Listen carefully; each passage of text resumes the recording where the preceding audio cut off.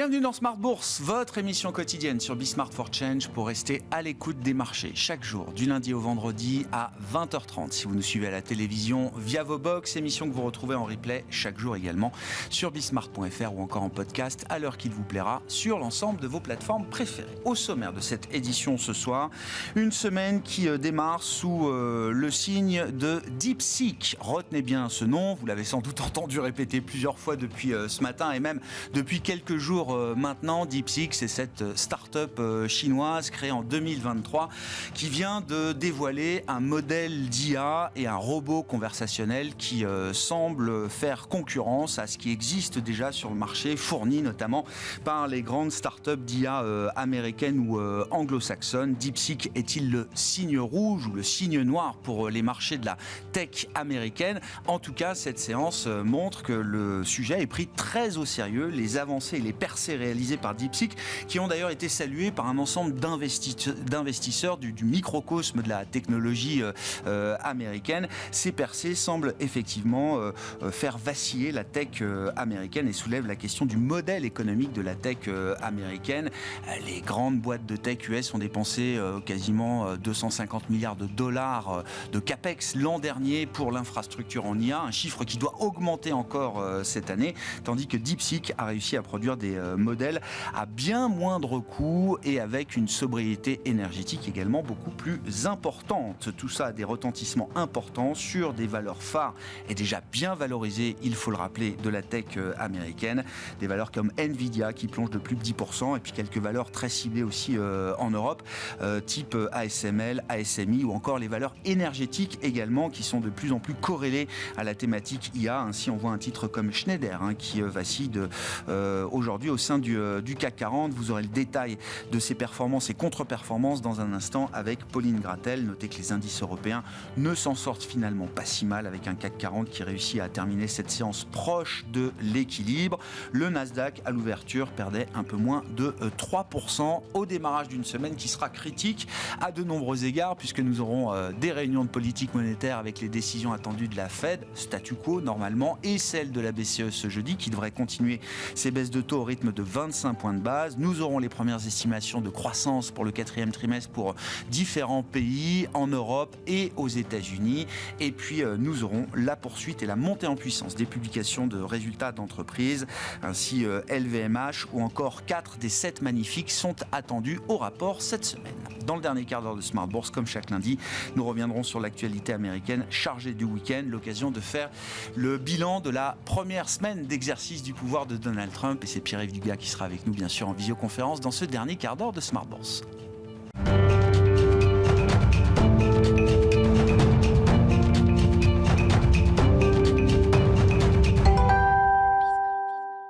Tendance, mon ami, chaque soir en ouverture de Smart Bourse, les infos clés du jour sur les marchés avec Pauline Gratel. Bonsoir Pauline. Bonsoir. On a vu rouge aujourd'hui sur la plupart des grands indices mondiaux et notamment en Europe. Oui, en France, le CAC 40 est proche de l'équilibre et tourne autour de 7900 points après 9 séances consécutives de hausse. Ce qui pénalise les indices aujourd'hui, ce sont les valeurs de la tech. DeepSeek, une start-up chinoise, a dévoilé son dernier modèle d'intelligence artificielle générative qui affiche des performances impressionnantes à un coût financier et énergétique qui semble bien moins important que celui des modèles anglo-saxons notamment.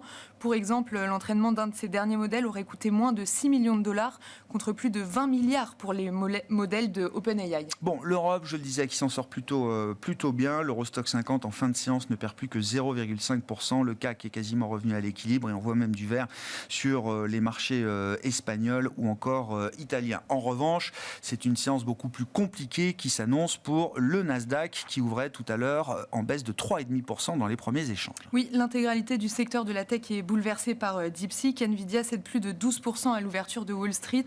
AMD perd 5%, Micron 9%, Broadcom plonge de 12% et Oracle 7%.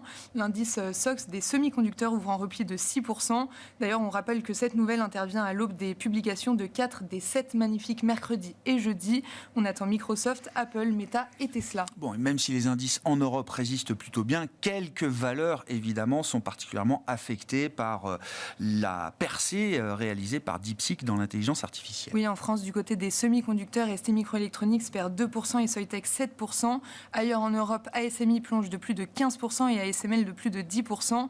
Pas d'IA sans électricité et sans énergie. Des valeurs comme Schneider Electric et Legrand tirent le CAC vers le bas et trébuchent tous les deux de 7 à 10% au cours de la séance. Bon, situation de risque sur les marchés qui se traduit déjà par une remontée très directe du stress sur les marchés actions. Oui, l'indice VIX de la volatilité bondit de plus de 40% au-delà de 22 au cours de la séance. Du côté du marché obligataire, les dettes d'État font office de valeur refuge et on observe une détente de 5 à 10 points de base sur le 10 ans américain qui s'établit au final autour de 4,55%. Côté devise, l'euro se maintient au-delà de 1,05$ aujourd'hui. Un peu de macro pour démarrer la semaine avec quelques enquêtes de conjoncture en Chine, des PMI qui sont ressortis inférieurs aux attentes. Oui, le PMI manufacturier chinois de janvier s'établit ainsi à 49,1 contre 50,1 attendu. Le PMI composite ressort à 50,1 contre 52,2 le mois précédent. En Europe, on a pris connaissance de l'indice IFO du climat des affaires en Allemagne qui ressort à 85,1 en janvier après 84,7 en décembre. Et puis un mot de l'actualité entre Bureau Veritas et SGS. On parlait beaucoup de l'idée d'une fusion remise sur le devant de la scène il y a une dizaine de jours. Finalement, les discussions n'ont pas abouti. Oui, les deux entreprises étaient entrées en pourparlers le 15 janvier dernier afin d'envisager de créer un géant de la certification. Une telle fusion aurait donné naissance à un groupe de 33 milliards de dollars de capitalisation boursière. Finalement, les discussions sont closes. Aucun accord n'a été conclu. Le titre Bureau Veritas cède 4%. Quel sera le programme de demain sur les marchés, Pauline ? Les investisseurs prendront connaissance des résultats de LVMH, SAP et Boeing. À noter, les marchés chinois resteront fermés à partir de demain et jusqu'au 31 janvier pour la nouvelle année. Tendance, mon ami, chaque soir, Pauline Gratel vous apporte les infos clés du jour sur les marchés.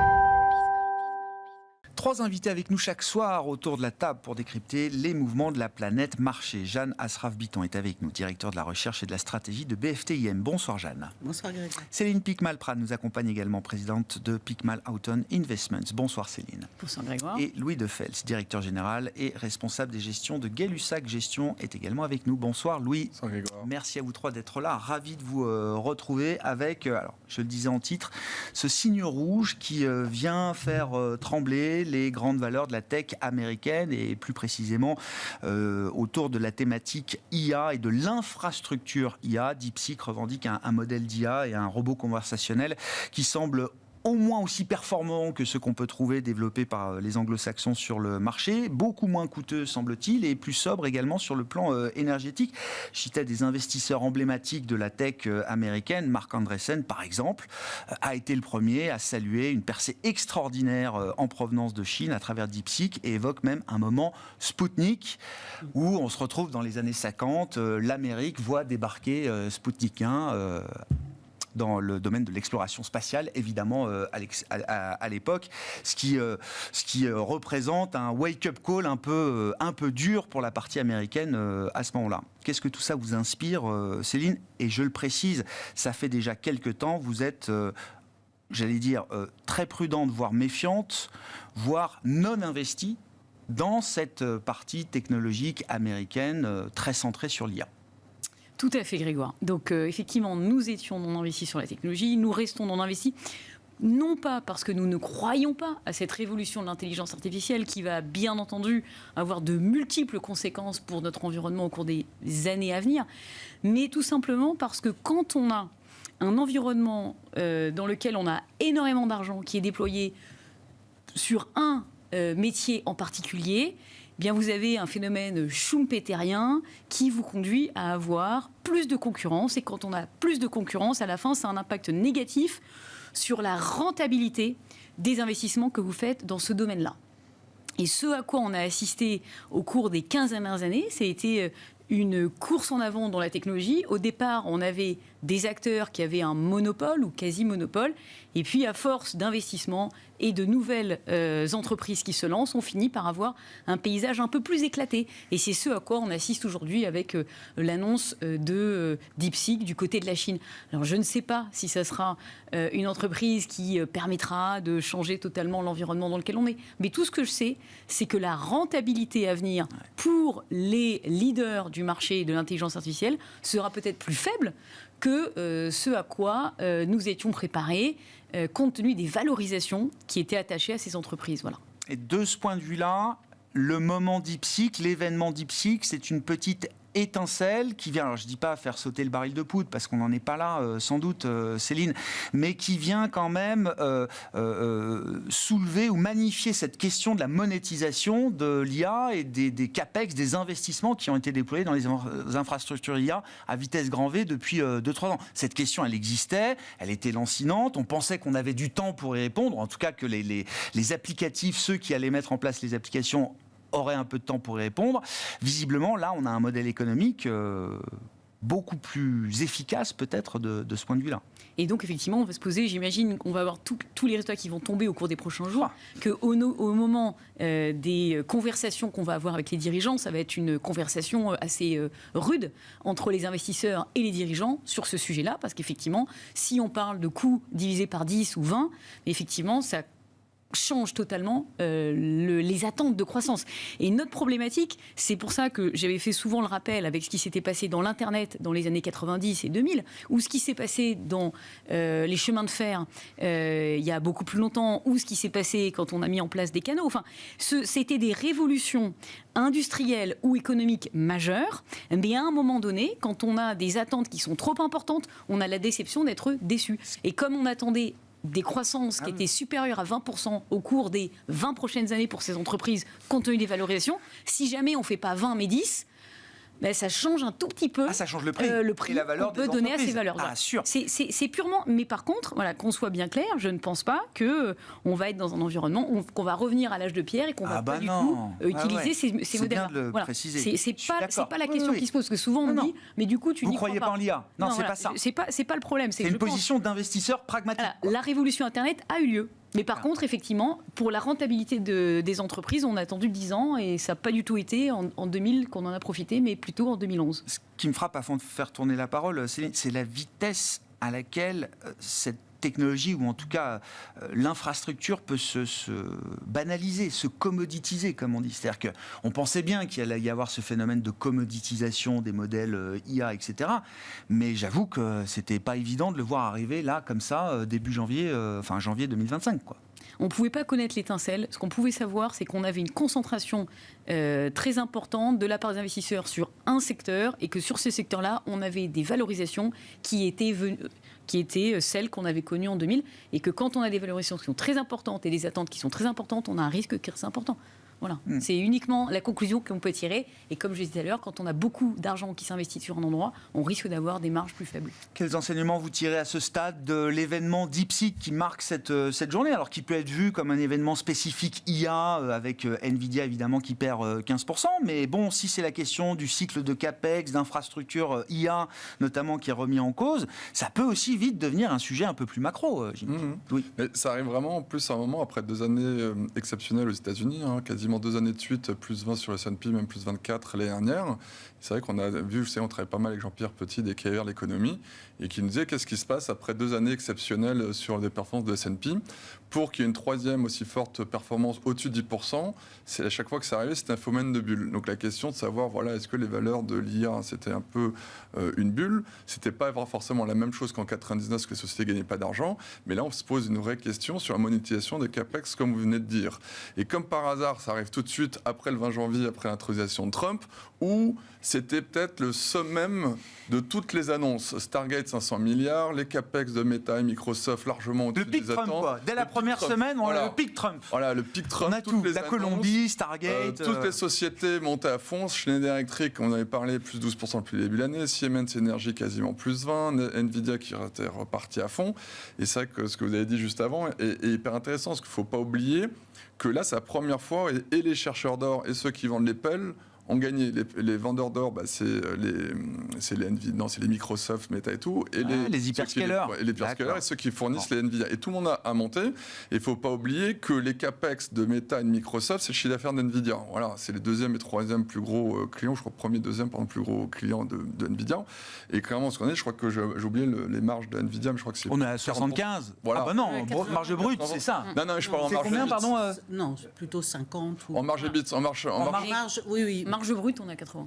Ah oui, marge brute. Ah oui, d'accord. je parlais de marge nette. Marge Oui, mais nette, vous connaissez autour de des 50. sociétés Ok. qui restent des marges autour de 50. Voilà, je pense que les acheteurs de Meta et de Microsoft, si on voit qu'on peut faire quelque chose d'aussi avec 3 fois moins cher, je pense vraiment pas que les marges d'NVIDIA sont soutenables. Et c'est pour ça que Nvidia est une des plus fortes baisses aujourd'hui. Et c'est vrai que je suis assez prudent dessus parce que voilà, la croissance est là. Là, on comprend que DeepSeek a réussi cette performance et s'est percé dans son modèle d'IA en ayant sans doute accès à beaucoup moins de puces ou d'avancées de puces de pointe fournies par Nvidia que ses concurrents américains, bien évidemment. D'après, ils auraient utilisé que 1000 puces. Bon, moi, ça ne me parle pas grand-chose. Oui, beaucoup. C'est pas des 2000, on dit 2000. Moi, j'ai 2000 dizaines de sous les milliers yeux. pour les autres. Après, voilà, moi, je suis pas assez technique pour comprendre qui a raison. Donc, c'est vrai que ce qui est assez intéressant, c'est que dans toutes les news sell-side aujourd'hui, il y a des sociétés comme la Société Générale qui fait un très gros travail de recherche ce week-end, qui a dit, bah non, ça ne remet rien du tout en cause. D'autres qui sont très inquiets, comme on a pu voir sur X ce week-end.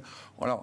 Aujourd'hui, on ne sait pas, mais en tout Enfin, cas, il y a une concurrence chinoise. Ça remet rien en cause, mais il y a quand même un acteur Non, chinois mais là qui est à la hauteur, on va dire. Mais ce qu'il fallait, c'est la fameuse allumette. Donc nous, c'est un peu ce qu'on attendait, parce que ce qui est affreux, c'est qu'en plus, vous savez, nous, chez Gay-Lussac Gestion, on est sur les small et mid cap equity, donc c'est sur des actions qui sont pas du tout sur cette vibe de l'IA.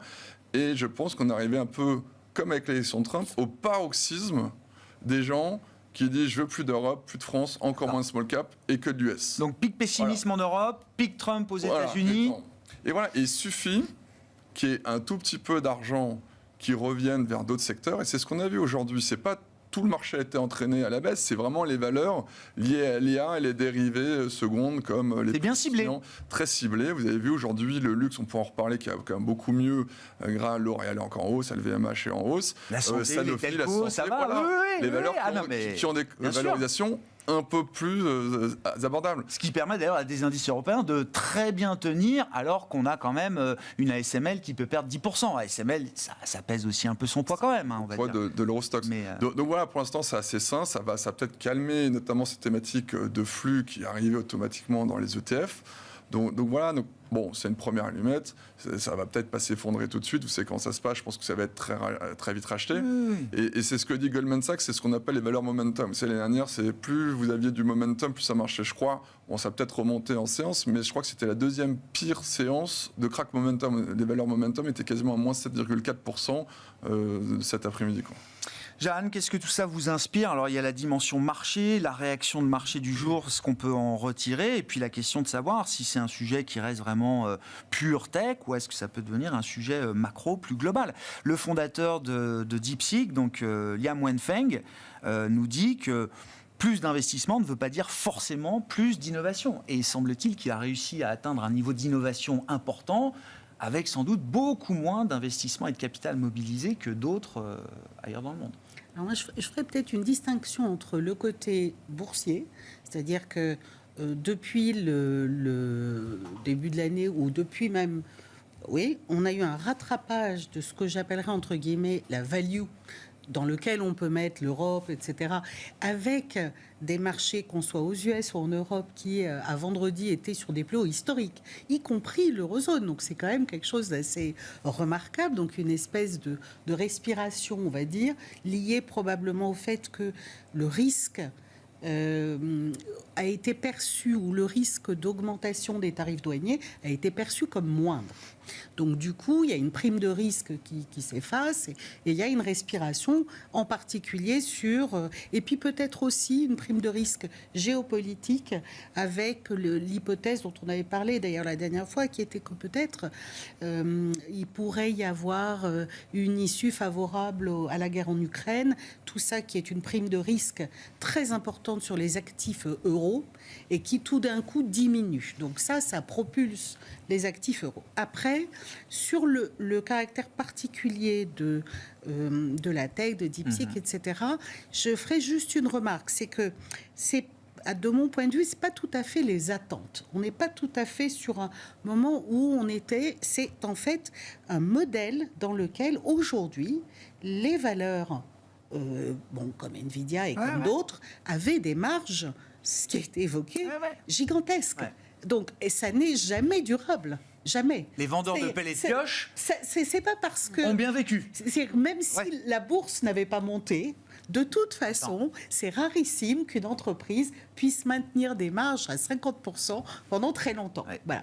Donc après, savoir si la société chinoise cette société-là est en train de développer ce que j'appellerais de l'IA low cost. C'est possible, et peut-être qu'il va se développer de l'IA à 2 régimes, entre guillemets, qui n'aura peut-être pas les mêmes caractéristiques. Alors, j'ai essayé d'enquêter un peu pour comprendre quels étaient les détails techniques. J'ai pas compris grand-chose, je suis honnête, sur les différences. Simplement, il semble que les avis sont pas aussi clairs que ça sur le côté disruptif de la technologie. Oui. Je pense qu'on découvre tous un peu DeepSeek aujourd'hui. Voilà, mais de toute façon, c'est parfaitement cohérent que des entreprises, on n'en connaît pas beaucoup, qui maintiennent... je n'en connais pas d'ailleurs. D'où l'idée de l'étincelle. Qui maintiennent, à un moment, ça vient un peu secouer aussi. C'est-à-dire que c'est quelque chose qui dynamise les entreprises.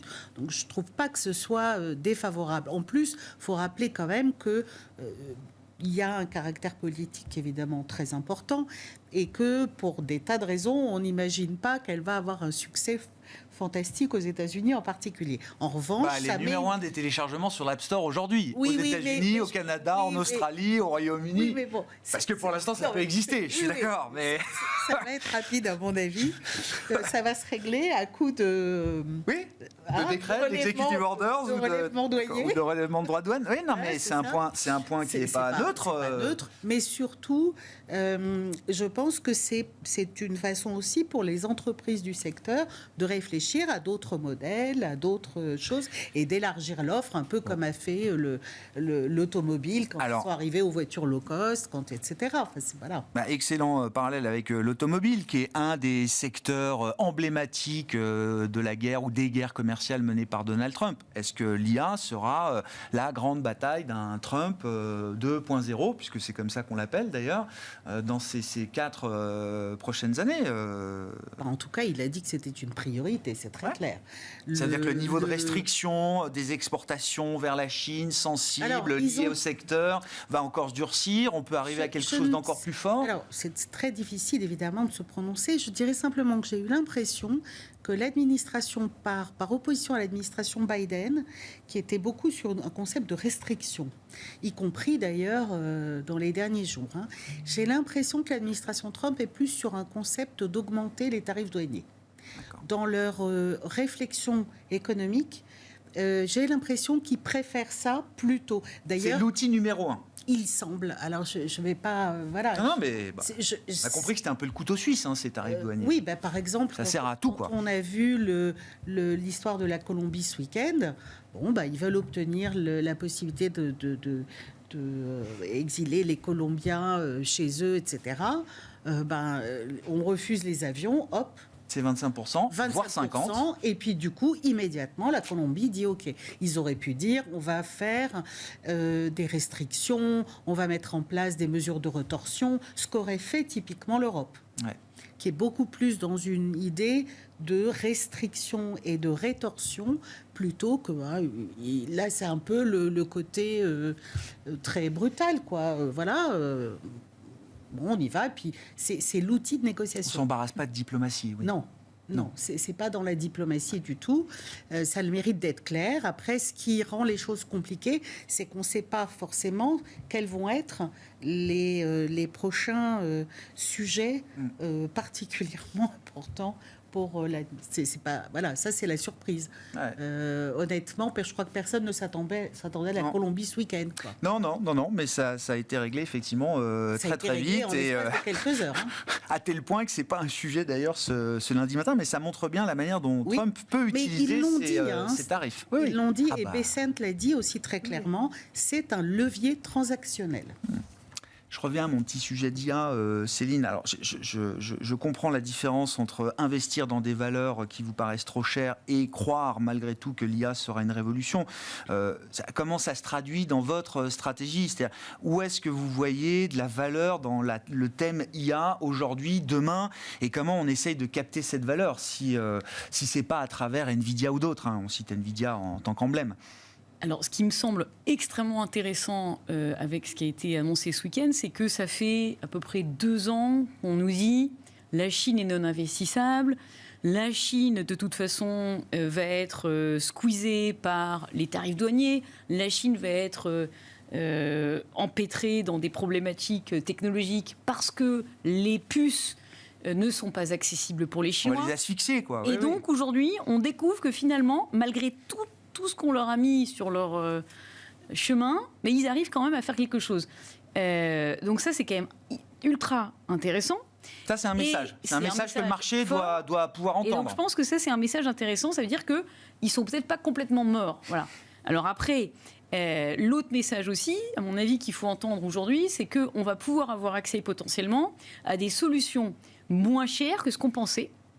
Et des solutions moins chères qui vous permettent d'augmenter votre productivité, il y a des entreprises qui vont en profiter. On parlait des pelles et des pioches tout à l'heure. Ouais. Ce qui va être important, c'est de comprendre, un peu comme quand on a mis en place le chemin de fer, mais il y a des, je sais pas, par exemple, des stations balnéaires qui ont émergé. Voilà. Donc il va falloir s'intéresser aux dérivés secondes d'un accès facilité à des outils de productivité plus importante. Et une productivité plus forte, il y a des entreprises, notamment industrielles, qui vont en profiter. Parce qu'elles vont avoir des outils qui vont leur permettre de produire des voitures moins chères, de produire des solutions d'air conditionné moins chères. Et ça fait déjà un cas d'investissement pour vous ? Ça, pour moi, c'est très intéressant. Ça se retrouve déjà dans des cas d'investissement concrets. Et donc ça peut être très intéressant parce que on parlait, je vous disais tout à l'heure, la Chine n'est pas morte. La Chine a construit un écosystème avec des sociétés industrielles de pointe dans un certain nombre de domaines liés à notre demande d'énergie à terme ou à notre demande d'air conditionné. Par exemple, ils ont 45% de part de marché dans l'air conditionné. On a, qu'on le veuille ou non, un changement climatique qui va impacter quelques zones géographiques, par exemple l'Inde, dans lequel on a une demande d'air conditionné. Donc ces entreprises-là, elles vont avoir l'avantage qui est lié au fait qu'elles avaient une industrie, un écosystème intéressant, et elles peuvent s'asseoir demain sur une solution d'intelligence artificielle qui va être potentiellement attractive. Donc si on combine tout ça, on va avoir des coûts pour ces solutions qui peuvent être plus faibles que les coûts qu'on peut avoir en Europe ou aux États-Unis et arriver sur le marché avec des produits très intéressants. Et là, par exemple, on parlait tout à l'heure de voitures, les voitures électriques de BYD. Déjà que quand on va en Chine, elles sont 10 fois moins chères que si on va aux États-Unis. Potentiellement, si en plus ils ont une assise technologique qui est renforcée par cette évolution vers l'intelligence artificielle, on risque d'avoir des voitures très peu chères, ce qui va être compliqué malgré les tarifs douaniers. Bon, voilà. Une guerre des prix, quoi. Donc ça, à mon avis, ça peut mettre la guerre des prix et la pression sur les prix un peu partout. Alors. Ça peut permettre à des sociétés industrielles, des sociétés de la vieille économie, d'avoir une rentabilité plus forte que celle qu'on avait anticipée. D'accord avec l'idée que si le thème de l'IA devient plus volatile, pour dire le moins, Louis, ça peut réorienter les investisseurs ou en tout cas remettre de la lumière sur d'autres sujets de marché, d'autres zones, d'autres thématiques, d'autres facteurs en fait pour investir. Les petites valeurs. Ouais. Ça, on a de se penser, mais la perche est bien tendue. Mais oui. Non mais c'est vrai que là, on a parlé tout à l'heure du pessimisme sur l'Europe en Europe et du pic US. Clairement, tout le monde était boule dollar, comme par hasard. Donc il y a un truc comportementaliste qui est très, très fort. Voilà, on est arrivé à 1,03, le monde entier long dollar. Et c'est à ce moment-là, vous allez voir que l'euro va remonter par rapport au dollar. C'est évident. Et c'est pareil, depuis l'investiture de Trump, depuis l'élection de Trump, l'Europe a surperformé. Oui. Donc je pense que ça va continuer. Et c'est vrai qu'il y a eu un pessimisme beaucoup trop fort. C'est le début des publications du 4e trimestre. Elles sont très bonnes aux États-Unis. Elles vont être pas trop mal en Europe, notamment pour les sociétés européennes qui exportent aux États-Unis. Et on a pu le voir sur le terrain début d'année au Forum Modo. Le nombre de sociétés qui ont repris une forte croissance de leur carnet de commandes post-élection Trump. Que ça soit même dans on s'appelle pas dans le digital, dans le conseil, une société comme Accenture, c'est ce que nous disait le patron de Wavestone, Pascal Imbert, en disant que ça y est, c'est reparti fort aux US, que même le luxe qui avait beaucoup coté, nous ont dit ça y est, ça repart un peu dans le luxe, et comme par hasard, c'est quasiment un des meilleurs performeurs depuis le début de l'année. Voilà, donc on sent que clairement, même dans le nautisme, voilà, juste avant les élections, ça faisait 6 mois. Il y a un peu de visibilité retrouvée depuis que l'élection est passée, que Trump est rentré, est vraiment a repris ses marques. Et c'est vrai que c'est plus pour les sociétés de services, donc dans la consommation, on en parlait aussi, donc tout ce qui est dans le tourisme. Au début, Accor est revenu au plus haut, même une société qu'on aime beaucoup chez nous, c'est Voyageurs du Monde. Les réservations sont reparties en forte hausse depuis octobre pour 2025. Donc voilà, tout ça, ça marche bien. On a même vu Roche-Beaubois, des sociétés dans la logistique comme Steph Idée Logistique. On disait, ça y est, la France, le volume est reparti. Avant, c'était le prix, mais maintenant, même le volume repart. Parce que voilà, les Français ont de l'argent. Vous avez vu à Noël, il n'y a pas eu de gilets jaunes, il n'y a pas eu de manifestation. Et quand on laisse le Français consommer et qu'il a la confiance, il se met à consommer. Je vous rappelle que le taux d'épargne montait entre 17 et 18%. Une fois qu'il n'est pas là, il est parti en vacances à Noël. Alors c'est le débat qu'on avait avec Jeanne, notamment avant l'émission, c'est entreprise par entreprise, secteur par secteur, on a ces indicateurs, ces évidences, ces signaux qui s'accumulent. C'est vrai que sur des chiffres macro encore, on ne le voit pas, ça ne transparaît pas de manière limpide, mais d'autres chiffres macro sont à venir. On va voir le PIB. Oui, voilà, c'est ça. Mais le PIB était bon. France, la Banque de France prévoit une croissance à 0 au 4e trimestre. Ouais, est-ce qu'il y a l'effet de rattrapage, l'effet des Jeux Olympiques au 3e trimestre. Et le contre-coup du JO, le vide politique, et effectivement. Donc ça fait 0. Mais c'est vrai que ça, c'est plutôt positif. Comment la conso s'est comportée sur cette période-là. Voilà, les niveaux conso tech, ça marche plutôt bien. Et c'est vrai qu'au niveau industrie, c'est plus compliqué. C'est vrai qu'on a vu pas mal de sociétés qui sont des dérivés secondes de la construction. Ça va être encore un peu long.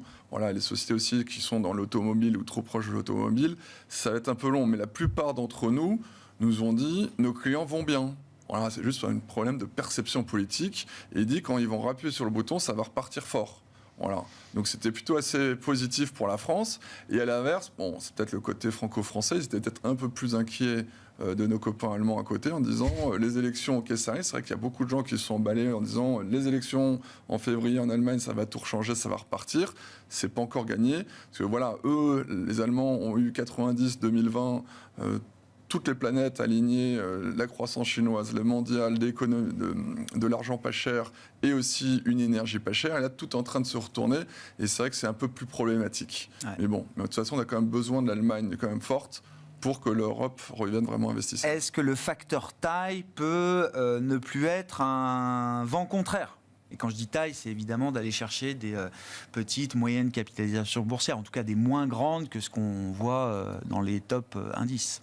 C'est vrai qu'aujourd'hui, sauf que là, les small françaises étaient négatives pour la 4e année consécutive. On était vraiment tombé à le pic de pessimisme. Aujourd'hui, on est quasiment à peine plus que les fonds propres.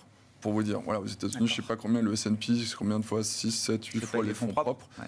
Voilà, aujourd'hui, vous avez des sociétés plutôt de qualité qui ont beaucoup de cash net au bilan, qui sont plus bas. Et je pense qu'il y a eu le pic de rachat qui a été fait sur le mois de décembre. Il y a eu beaucoup de rachats, nous-mêmes, des gens qui sortaient de la France soit pour aller vers l'Europe, soit et comme, évidemment aussi vers les États-Unis, qu'on en a parlé tout à l'heure. Surtout pour le window dressing, les gens ne voulaient plus afficher de small cap France. Et c'est vrai que depuis le début de l'année, il ne se passe pas grand-chose, mais il ne faudrait pas grand-chose pour que ça reparte forte. Voilà, c'est vrai qu'il y a la CDC qui est en train d'investir 500 millions d'euros sur la classe d'actifs qui pourrait remettre un peu de baume au cœur. 500 millions d'euros, c'est pas énorme, mais il faut remettre par rapport au PEA-PME, c'est à peu près 5 milliards d'argent. Voilà, tout ne sera pas investi en PEA-PME, mais c'est une vraie bonne nouvelle au moment où des résultats vont être quand même pas si mauvais que ça, avec une relative confiance pour 2025. Bon. Petite info sur DeepSeek, on apprend quand même qu'il y a des petits soucis en termes de gestion du trafic, voire des cyberattaques. A priori, DeepSeek est victime d'une cyberattaque à grande échelle en ce moment, aujourd'hui, et donc est obligé de limiter les enregistrements sur son modèle. Et je crois qu'il y avait déjà eu des pannes liées à l'explosion du trafic, bien sûr, sur DeepSeek. C'est-à-dire qu'il va falloir quand même gérer aussi cette nouvelle fame pour DeepSeek aujourd'hui. Si je regarde un petit peu devant nous sur la semaine, Jeanne, on aura le retour des réunions de Banque centrale, Fed bien sûr, Banque centrale européenne.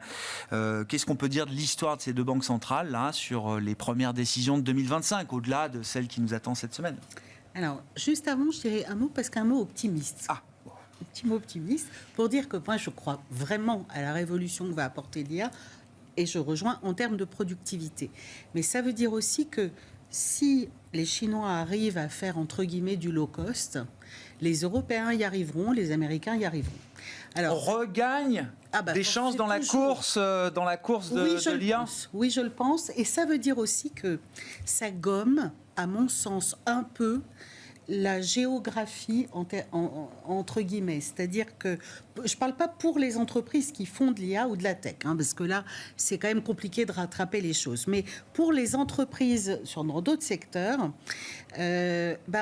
on va dire que le fait que la Chine produise moins cher, qui a fait que la Chine a été notre usine, etc., ça va être de moins en moins vrai.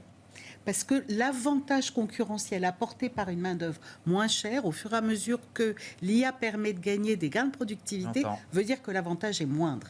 Donc, c'est quand même quelque chose qu'on doit garder à l'esprit dans la réflexion sur les géographies et les gains de productivité. C'est-à-dire que la compétitivité prix aura moins d'importance dans le monde de demain et que c'est la compétitivité hors prix qui va faire vraiment la différence. C'est parce que les gains de productivité, en Europe, on n'en a pas beaucoup, on a une main-d'œuvre cher. Bon, donc ça c'est un paradigme qui quand même peut évoluer. Donc, mais il faut quand même un petit peu de temps. Mais c'est un paradigme qui peut évoluer et qui est intéressant. Alors ça suppose que les entreprises partent vraiment en Europe aussi dans un grand cycle d'investissement. Alors on le voit aux États-Unis. C'est pour ça qu'en ce moment nous on est à 0 de croissance de la productivité en Europe. Eurozone, je devrais dire. Eux, ils sont à 1,5. C'est le résultat des années antérieures. Bien sûr, 10-15 ans d'investissement. Voilà. Et puis, en plus des politiques économiques qui ont été menées, qui ont toujours favorisé l'investissement aux États-Unis. Donc, voilà. Et ça, c'est une chose. Après, les banques centrales s'inscrivent dans ces éléments-là. Le lien est parfait, je trouve. Oui. C'est vraiment les banques centrales. Alors, vous avez la Fed d'un côté, dont parfois on oublie qu'elle a un double mandat. Elle doit assurer le plein emploi et elle doit assurer une inflation modeste, autour de 2%.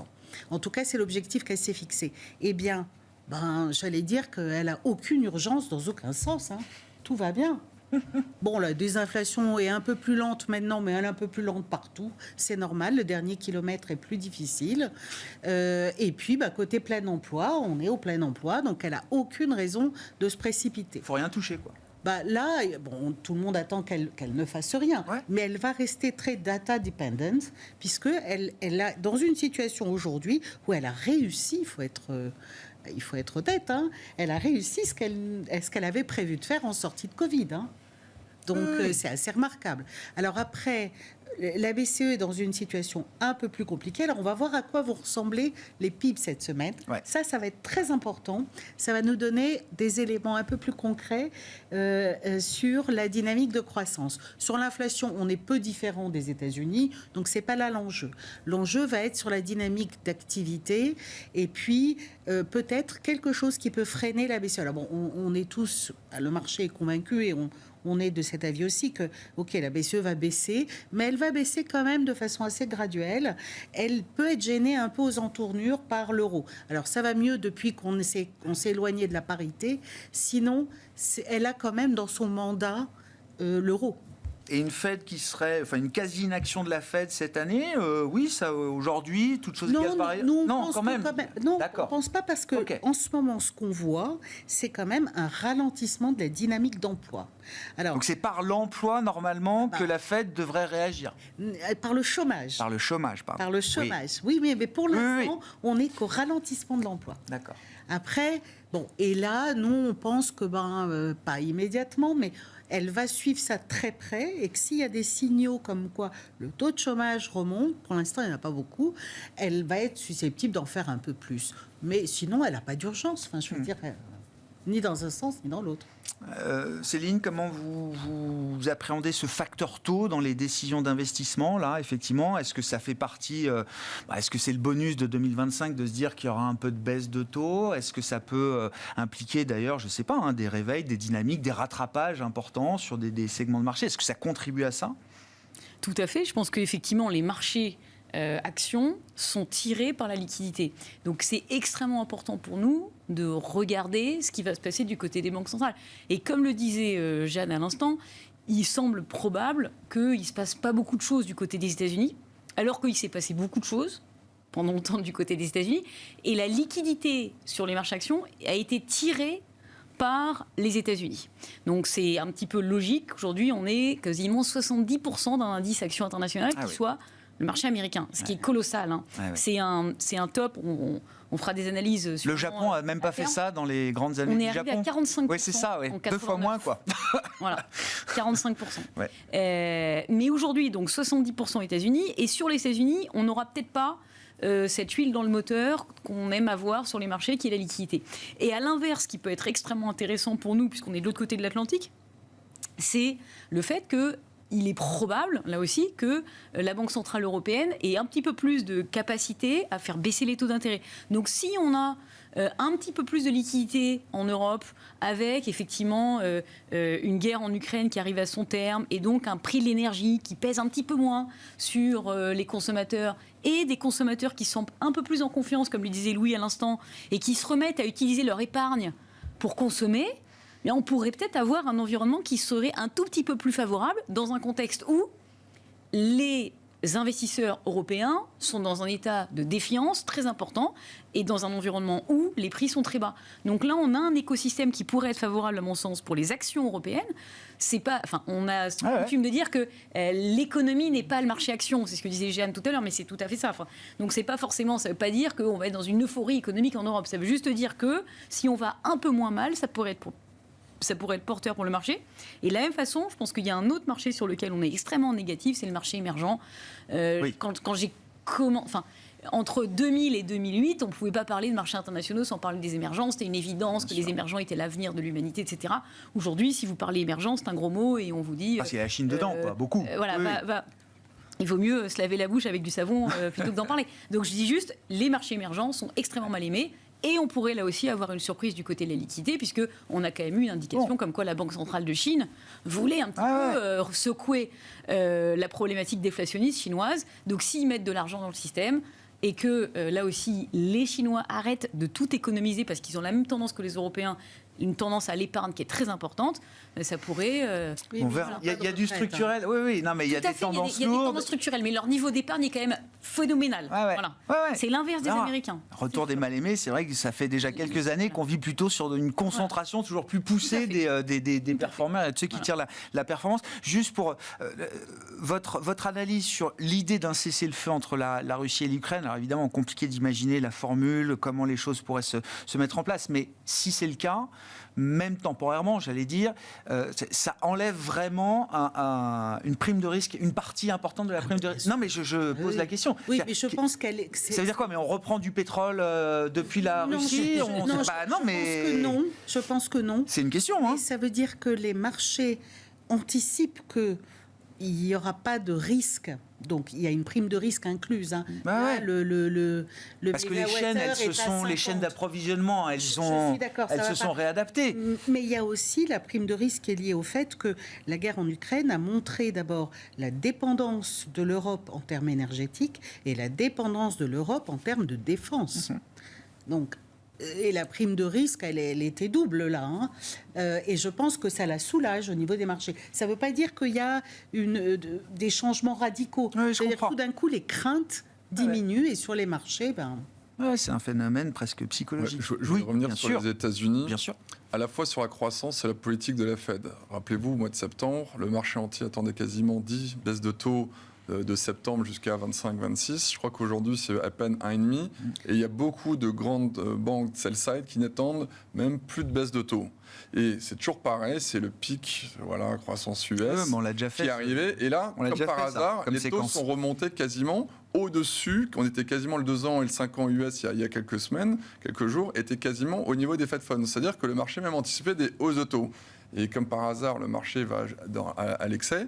Et nous, on peut penser que, ce que vous avez dit tout à l'heure, notamment sur le chômage, il ne faut pas oublier que le chômage, derrière, aujourd'hui, il y a le pic Trump, ça y est, tout le monde est assez euphorique dans les enquêtes, mais pendant ce temps-là, voilà, il y a eu un peu d'euphorie, mais vous allez voir que peut-être dans les prochains mois, le chômage, on va de nouveau en reparler, et je suis prêt à vous parler de tout ce que vous voulez, qu'il y aura plus d'1 à 2 baisses de taux cette année. Il y en aura un peu plus que ce que le marché... Le marché, là, en ce moment, C'est que ça commence, ça recommence. Voilà. Plus que 2. Ah, Voilà, plus que deux. Bon, bah oui, Rappelez-vous, il y a l'effet DeepSeek, Voilà. ça. C'est l'effet DeepSeek. Oui. Voilà. Oui, c'est C'est possible. toujours pareil, on est remonté à zéro. Et c'est pareil, il y a eu Goldman Sachs qui a fait à chaque fois en début d'année, il envoie à tous ses clients, combien de pourcentage vous pensez qu'il y aura des récessions? L'année dernière, il y avait quasiment 25% de gens qui pensaient qu'il y a une récession. Ouais. Cette année, il n'y en a plus aucun. 100% des gens, ouais, voilà.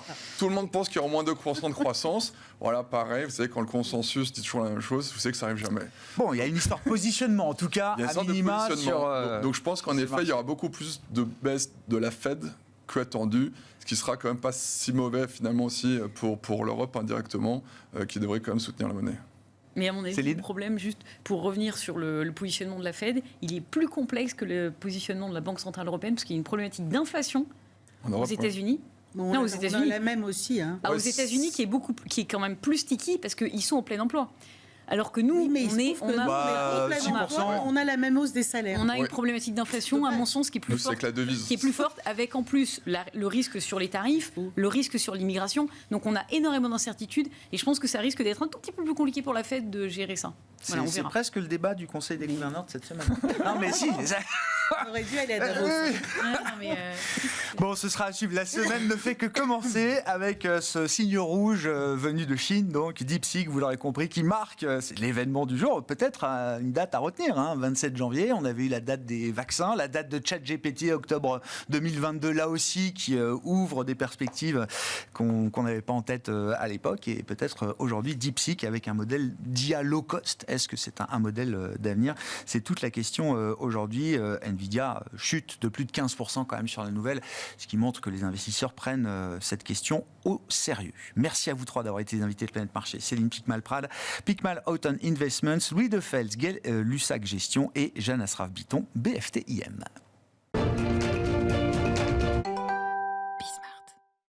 Le dernier quart d'heure de Smart Bourse, chaque lundi, c'est notre rendez-vous américain, notre quart d'heure américain. Et nous retrouvons Pierre-Yves Dugas, notre correspondant américain, avec nous en visioconférence. Bonsoir et bienvenue Pierre-Yves.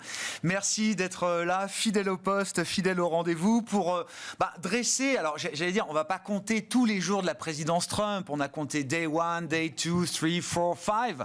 Mais on va faire quand même le bilan de cette première semaine, qui est une entrée en matière importante et qui a été suivie, observé par l'ensemble de la planète financière notamment. Quel est le bilan que vous dressez de la première semaine de Trump en exercice du pouvoir à nouveau, Pierre-Yves? Vous savez, s'il y a une semaine, je vous avais dit, la personnalité qui a été sélectionnée par le président Trump pour être son secrétaire à la Défense, Pete Hegseth, sera confirmée, vous m'auriez dit, waouh, vous croyez? Parce que c'était mal parti, et il y est arrivé. Et ce soir, vraisemblablement, là il y avait beaucoup moins d'incertitudes, Scott Bessent, le secrétaire au Trésor, sera confirmé. Donc en une semaine, on a le secrétaire d'État, le secrétaire au Trésor vraisemblablement ce soir, le secrétaire à la Défense, l'Attorney General, et j'en ai oublié un important, oui, la secrétaire à la Sécurité intérieure, qui était gouverneur de Caroline du Dakota du Sud. C'est très important, d'abord par le signal politique que cela envoie sur la capacité de Donald Trump à contrôler ses troupes.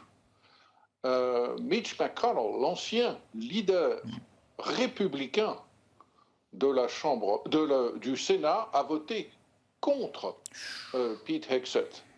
Il n'a plus rien à perdre, il est en fin de carrière. Donald Trump ne peut pas lui porter tort dans sa prochaine campagne, il arrête la politique dans 2 ans, mais il a voté contre parce qu'il pense que c'est une personnalité qui, de par sa moralité qu'il considère douteuse et son manque d'expérience, ne sera pas efficace à la direction du Pentagone. Malgré cela, le vice-président américain est venu départager le vote au Sénat. Il y avait 3 défections chez les sénateurs républicains, mais Trump l'a emporté. C'est une victoire très importante. Et c'est un signal, vous dites, Pierre-Yves, non, mais victoire politique très importante. On sait la faiblesse des marges de manœuvre politique qu'il pourrait avoir dans certaines conditions, dans certains contextes. Donc c'est un message important et ça montre déjà un peu le rapport de force entre Trump et son Congrès. Exactement. Ce rapport de force a été illustré aussi à l'avantage de Donald Trump, pour le moment, à l'occasion de la décision prise vendredi dans la nuit du président Trump de renvoyer carrément une douzaine d'inspecteurs généraux, sans en avoir notifié le Congrès au préalable 30 jours auparavant et sans donner les détails des raisons pour lesquelles il avait considéré que ces inspecteurs généraux n'étaient pas fiables, n'avaient pas fait un bon job. Ça, c'est la phrase clé de Trump. Hein. He's not doing a good job. Alors ça, c'est terminé, circulé, il n'y a rien à voir. C'est une décision dont le fondement juridique est douteux. Et bien néanmoins, il y a eu quelques hurlements à gauche chez les démocrates, quelques soupirs d'agacement et de surprise de la part de quelques leaders républicains, mais on va passer l'éponge. Ça aussi, c'est une indication que pour le moment, dans ses premiers jours de la présidence, Donald Trump arrive à tenir ses troupes. Les gros combats qui vont devoir être livrés au cours des prochains mois vont être autrement plus délicats, en particulier sur la question de la reconduction des baisses d'impôts, des nouvelles baisses d'impôts supplémentaires qui veulent être ajoutées par Donald Trump en vue de tenir ses promesses électorales, et les autres grandes questions beaucoup plus délicates, car ne l'oublions pas, il n'y a que 4 voix d'avance des républicains à la Chambre des représentants. Et puis il y a cet extraordinaire bras de fer qui a duré quelques heures la nuit dernière entre le président Trump et le président colombien, qui s'est terminé par, on va dire, une reculade des Colombiens qui, en dépit de leur tempérament chaud et de leur sentiment bolivarien, ne pouvaient pas faire autrement que d'accepter que des avions militaires, je dis bien militaires, ramènent plusieurs fois par semaine, par dizaines, des Colombiens rentrés illégalement sur le territoire américain qui se sont rendus coupables de différents délits et qui ont été frappés par des jugements à leur encontre sur ces délits. Donc la Colombie est obligée d'accepter ses ressortissants. Ça s'est très mal passé et Donald Trump en arrive maintenant convaincu que la menace qu'il a brandie pendant quelques heures d'imposition de droits de douane de 25% sur tous les produits colombiens, ajoutée à la suspension des visas pour tous les officiels colombiens, que cette menace extrêmement dure a porté ses fruits, d'où la question, sera-t-il tenté de faire la même chose à l'égard du Canada et du Mexique ? On a 5 jours, à peu près, d'ici le 1er février, pour voir si Donald Trump va mettre à exécution cette énorme menace, tellement énorme qu'on doute de sa crédibilité. Bon, on verra, j'imagine que chaque cible dans le radar ou les viseurs tarifaires de Trump est une cible aussi à part. Il y a du cas par cas, il y a du sur-mesure. Mais c'est vrai que pour la Colombie, je crois que j'ai vu que c'était 30% de leurs exportations qui allaient vers les États-Unis. Voir la menace de 25% qui pouvait d'ailleurs passer à 50% au bout d'une semaine, j'imagine que pour un pays comme la Colombie, c'est difficile de résister ou de faire face à ce genre de menace, quoi. Alors, on ne tient pas compte de la cocaïne qui n'entre pas dans les statistiques du commerce extérieur, mais outre le café colombien, les minerais, l'or en particulier, une grosse exportation de la Colombie vers les États-Unis, ce sont les fleurs. C'est très important que la Colombie exporte beaucoup de fleurs maintenant, car dans quelques jours, nous avons la Saint-Valentin. Donc cette surtaxe de 25% aurait été catastrophique, à la fois pour les Colombiens et pour tous les gens qui voulaient faire plaisir à leur amoureuse. Ça mettait trop de couples américains en péril, peut-être, alors, effectivement. Voilà, c'est ça. Être obligé de payer le bouquet de fleurs 25% plus cher. Que dire des relations entre Donald Trump, les Républicains, et la Californie aujourd'hui, Pierre-Yves? Et c'est pas un point mineur, la Californie étant l'État le plus riche, peut-être, des États-Unis, avec une partie, évidemment, très importante liée à la reconstruction de Los Angeles et de sa région dans la suite des incendies massifs qui se sont déroulés. Il y avait déjà des économistes qui me disaient ça peut créer ou recréer ici et là des poches de tension, la reconstruction, la main-d'œuvre, le bois, etc. Ça peut recréer déjà, ça peut être quelque chose d'assez macro en fait. Alors sur le plan politique, je ne sais pas ce qu'il en est. Ça va être délicat de reconstruire très très vite Los Angeles. J'ai envie de parler du syndrome de Notre-Dame. Le syndrome de Notre-Dame, qui serait, j'invente cette notion, vous me direz si vous approuvez, Grégoire, quand il faut reconstruire quelque chose très très vite, on abandonne toutes les réglementations, on trouve un chemin. Jette à la poubelle. Quand il y a la volonté, il y a le chemin. Oui, quand il y a une volonté, il y a un chemin. Voilà. Alors, Gavin Newsom, le gouverneur très correct, très démocrate et très pro-réglementaire de la Californie, une des premières choses qu'il a faites quand il a vu que ça chauffait très fort, sans faire de jeu de mots, à Los Angeles, il dit « Nous allons suspendre le plus grand nombre possible de réglementations environnementales en vue de favoriser la reconstruction le plus rapidement possible de toutes ces zones résidentielles, mais aussi commerciales qui ont été détruites. Plus de 10 000 structures ont été détruites par ces feux. Même chose du côté de Donald Trump. Nous allons suspendre toutes les réglementations fédérales pour que les routes soient reconstruites rapidement, pour qu'en matière de protection de l'environnement, les éventuels obstacles fédéraux à la reconstruction soient levés le plus vite possible. Mais Donald Trump voudrait imposer des conditions à l'aide fédérale qu'il devra accorder, avec la bénédiction du Congrès, aux Californiens. Et c'est là que les choses se compliquent. Vous vous souvenez peut-être que dans les jours qui ont suivi l'élection début novembre de Donald Trump, à Sacramento, capitale de la Californie, le gouverneur Gavin Newsom a très fièrement négocié avec son Assemblée et son Sénat la création d'une cagnotte de 50 millions de dollars en vue de s'affirmer comme le leader de la résistance. Résistance à Donald Trump destinée à protéger la Californie du Trumpisme. Voilà des mots qui ne sont pas tombés dans l'oreille d'un sourd. Et maintenant que la Californie a besoin de Donald Trump, Gavin Newsom se fait un petit peu plus discret sur cette cagnotte de 50 millions qui est destinée, figurez-vous, à financer les cabinets d'avocats et à défendre les sans-papiers qui pourraient être capturés par la police aux frontières fédérales et renvoyés chez eux en Colombie, au Guatemala ou au Venezuela ou que sais-je. Donc plus question de se protéger et de résister à Donald Trump. On vient demander à Donald Trump d'aider la Californie. Donald Trump a dit OK, mais vous ne pouvez pas comparer les feux de Los Angeles à un ouragan. Parce que l'un est un phénomène, est une catastrophe naturelle, l'autre est une catastrophe naturelle, mais dont la gravité a été considérablement accrue par vos mauvaises politiques environnementales. Vous étiez mal préparé pour gérer le feu, vous n'avez pas bien débroussaillé, vous n'avez pas rempli les réservoirs d'eau qui sont nécessaires pour lutter contre les incendies.